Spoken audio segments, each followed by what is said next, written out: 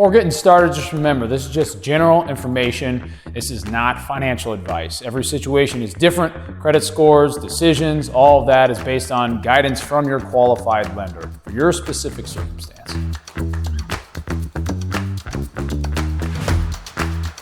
With that being said, I'm Mitch Ragan with Next Home Signature Real Estate and the Ragan team from Omaha, Nebraska. Today, we're talking about how to improve your credit score when you're preparing for a mortgage. Credit can feel intimidating. A lot of people assume it's either good or bad and that there's nothing they can really do about it in the short term. The reality is, credit improvement is a process, but it's manageable. And when you understand what actually moves the needle, it can be done. First thing to focus on is debt. More specifically, high balances. Even if you pay your bills on time, carrying large balances can still hurt your credit score. Credit scoring models care a lot about utilization, which is how much your available credit you're using at any given time. In other words, it's not just whether you pay on time, it's how much you're carrying month to month.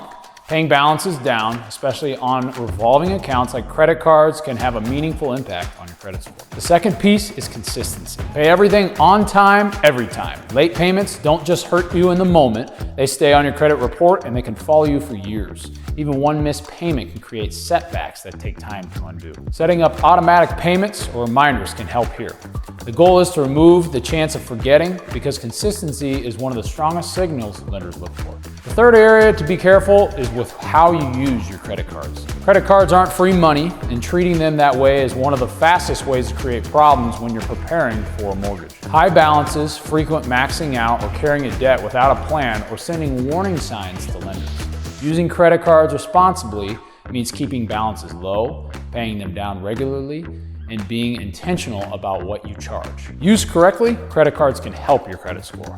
Used carelessly, they can do the opposite. The fourth thing to watch for is overextending your credit. Opening too many new accounts in a short period of time or having a lot of hard inquiries can lower your credit score. Each inquiry tells lenders you're seeking more credit, and too many at once can signal risk. This doesn't mean you should never open new accounts. It means timing matters. When you're planning to apply for a mortgage, it's usually best to pause new credit activity unless a lender specifically advises otherwise. Stability matters. During this phase, lenders want to see that your financial picture isn't changing rapidly. And the fifth piece is overlooked, but it's important.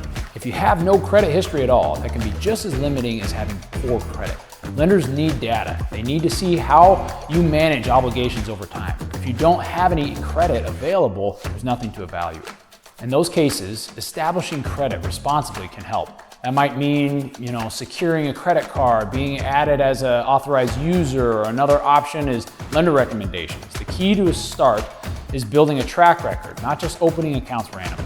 Now here's something that people don't realize. Timing matters more than you think. Credit scores can fluctuate depending on when balances are reported. You might pay a card down, but if the balance hasn't been reported yet, your score may not reflect the change immediately. That's why working with a lender early is so important. They can help understand reporting cycles, timing strategies, which actions will actually help versus which ones won't move the needle very much. Credit improvement isn't about doing everything at once. It's about doing the right things in the right order. And it's important to be patient with the process. Improvements happen over time, but not overnight. But with consistency, the progress is very real. One of the biggest mistakes buyers make is waiting too long to look at their credit. They wait until they're ready to buy, and then they're surprised by what they see. Starting early gives you options. It gives you time to adjust. And it reduces stress when you're ready to start to make the move. So if you're preparing to buy a home or even thinking about buying in the future, this is a great place to start. Reach out to the Ragan team at Next Home Signature Real Estate. We'll get you connected with trusted lenders, help you understand where you stand, and make sure you're preparing the right way with clarity and confidence.